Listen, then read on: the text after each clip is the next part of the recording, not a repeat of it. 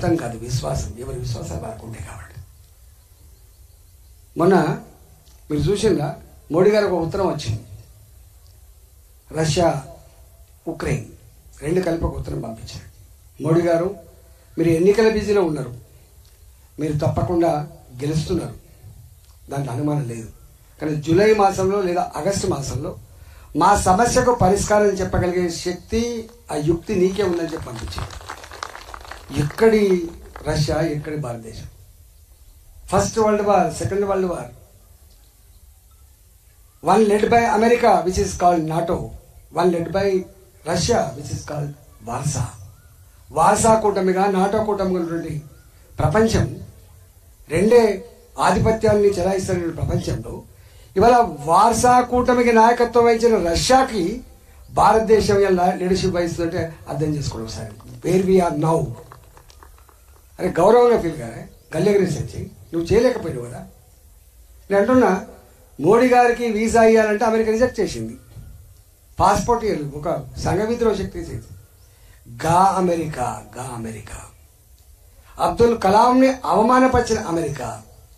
మన ప్రధానమంత్రి గారు అమెరికా పోతే రెడ్ కార్పెట్తో స్వాగతం పలికి వాళ్ళ సెనేట్లో మీరు మాట్లాడుతున్నాడు 10 నిమిషాల పాటు లేచి సప్పట్లు కొలికే స్థాయికి ఎవరు తెచ్చిందని చెప్పబడుతున్నా.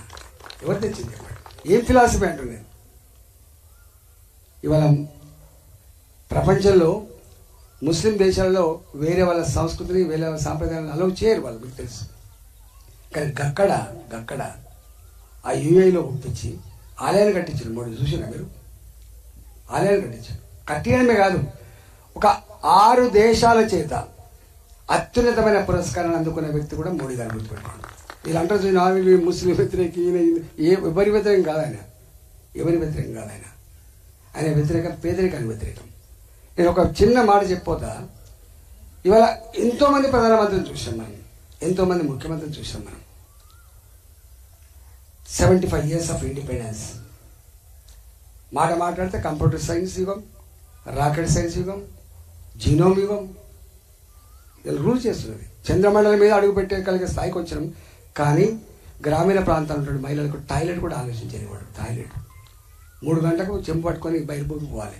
మధ్యాహ్నం పూట పోవాలంటే కష్టమవుతుంది.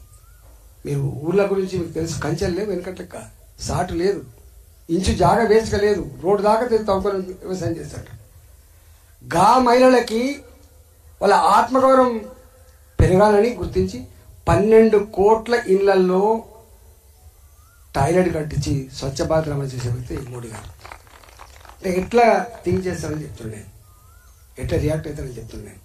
ఎన్నునే మనకి బాతులో ఈ దేశాన్ని అన్ని రంగాల్లో స్పృశించిన వ్యక్తి కూడా మోడీ గారు. గుర్తుపెట్టుకోండి. అన్ని నువ్వు 1000 స్తంభాల గురించి మాట్లాడతారు ఆయన, 1000 మరి గురించి కూడా మాట్లాడతారు ఆయన. అట్లా దేశాన్ని అన్ని రంగాలు ఏం చేస్తున్నారు, ఎట్లా చేస్తున్నారు ఇంపార్టెంట్. అంటే స్పృశించినటువంటి అంశం లేదు కాబట్టి చెప్తున్నారు. అందుకని దయచేసి 11వ ఆర్థిక వ్యవస్థగా ఉన్న భారత్ 5వ ఆర్థిక వ్యవస్థగా ఎదిగింది. రేపు 3వ ఆర్థిక వ్యవస్థగా ఎదగాలని చెప్పి కళ్ళగంటుంది భారత్. ఒకప్పుడు make in India, made in India is a slogan for us. Today it is a reality one. నీ సెల్ ఫోన్, నీ కంప్యూటర్, నీ ఫ్రిడ్జ్ ఎక్కడుండే made in Japan, today made in India. Electronic వస్తువుల ఉత్పత్తిలో ప్రపంచంలో 2వ స్థానాన్ని సంతరించుకున్న దేశం భారతదేశం. గుర్తుపెట్టుకోండి. That is India today.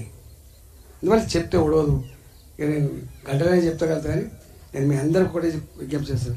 నన్ను పట్టుకొని రేవంత్ రెడ్డి ఈయన ఎక్కడోడా అంటే నేను ఎక్కడోడా ఏం చెప్పాలి? నేను భారత మాత బిడ్డని, ఇప్పుడు తెలంగాణ బిడ్డలు ఫస్ట్, తర్వాత భారత మాత బిడ్డని. నన్ను పట్టుకొని ఎక్కడ నాకుంటే అదో కులం, నాకు ఉంటుంది ఒక మతం, నాకు ఉంటుంది ఒక ప్రాంతం. నేను ఐఎమ్ ఏ పొలిటికల్ లీడర్. నేను ఆర్థిక మంత్రి అయినా.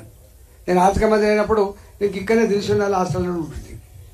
నేను చిన్నప్పుడు హాస్టల్లో ఉంటుంది 76 నుంచి 86 దాకా ఇదే ఉంటుండే. నేను మాకు కటోరతో అన్నం కొలిచి పెట్టేది. ఆ అన్నంలో రాళ్ళు ఉండేది, పురుగులు ఉండేది. నీళ్ళ జారిపోతే కడుపులో అన్నం దొరకకపోతుంటే 10 రోజులకు ఒకసారి సిక్ అయితే డాక్టర్ దగ్గరికి ఒకటే అనేది, కళ్ళు చూసి నీకు బ్లడ్ లేదు బిడ్డ, ఒక రోజుకు ఒక గుడ్డు తినమంటే మాకు గుడ్డు పెట్టి అమ్మ లేదని చెప్పేది. ఇక్కడ మాకు గుడ్డు పెట్టామ్మా ఇక్కడ లేదు అని. మాకు ఇది హాస్టల్. నేను ఆర్థిక మంత్రి అయినా. నేను కేసీఆర్ గారి బ్యాంకుల గురించి ప్రజలకి ప్రజాస్వామ్యం మీద విశ్వాసం సన్నగిల్లుతున్న రోజులలో మేము అనుకునేది ఎట్లా బాగుపడుతుంది, ఎప్పుడు బాగుపడుతుంది అని చెప్పి అనుకొని the democracy demands that choose between efficiency and obligation, judge by practices not by promises అని అనుకునేది. కానీ వాళ్ళు చూస్తుంటే judge by practices not by promises అనేది అవుతుందో ఇవాళ ప్రామిసెస్కు ఉన్నటువంటి విలువ ప్రామిసెస్కు ఉన్నటువంటి ప్రాక్టీసెస్కు లేకుండా పోయింది. దాన్ని కాపాడగలిగే శక్తి నిలబెట్టగలిగే శక్తి మీలాంటి వాళ్ళకు మాత్రమే ఉంటుంది. గుర్తుపెట్టుకోండి. ఇవాళ మేము తెలంగాణ ఉద్యమాన్ని నడుపుతున్నప్పుడు ఒక మాట అనుకునేది, ఎప్పుడు 2 విశ్వవిద్యాలయాలు ఉండేది, కాకతీయ అండ్ ఉస్మానియా. ఆ విశ్వవిద్యాలయంలో పోరాట బొడ్రాయి పెట్టుకొని కొట్లాడుతున్నప్పుడు మేము అనుకునేది చాలా విశ్వవిద్యాలయాలు వచ్చాయని. అంటే విశ్వవిద్యాలయాలు ఎంత ఎక్కువ వస్తే మాలాంటి వాళ్ళం అంత సేఫ్గా ఉంటామని, ఉన్నంతలో ధర్మం, న్యాయం, చైతన్యం సజీవంగా ఉంటుందని చెప్పి నమ్మే దాంట్లో నేను ఒక్కనే. కాబట్టి చాలా విశ్వవిద్యాలయాలు వచ్చినాయి. ఇవాళ చాలా గుణాత్మకమైన మార్పు ఏంటంటే క్వాలిటేటివ్ చేంజ్ ఏంటంటే, ఫస్ట్ టైం ఎన్నడూ రాజకీయాలను ఇష్టపడని వాళ్ళు, నాయకులను ఇష్టపడని వాళ్ళు, మీకు ఇష్టం లేకపోతే ఇంతమంది కూర్చోరు, ఇక్కడ వెళ్ళిపోతూనే ఉంటారు, ఏ పో అనుకుంటూ వెళ్ళిపోతుంటారు. దండం పెడితే కూడా దండం పెట్టరు, వెళ్ళిపోతూనే ఉంటారు. కానీ ఫస్ట్ టైం ఎక్కడో చూస్తున్నాం, ఇవాళ కింది నుంచి వెళ్ళి అబ్బో ఓటు వేయకపోతే మీరు లేనట్టట అని చెప్పేటువంటి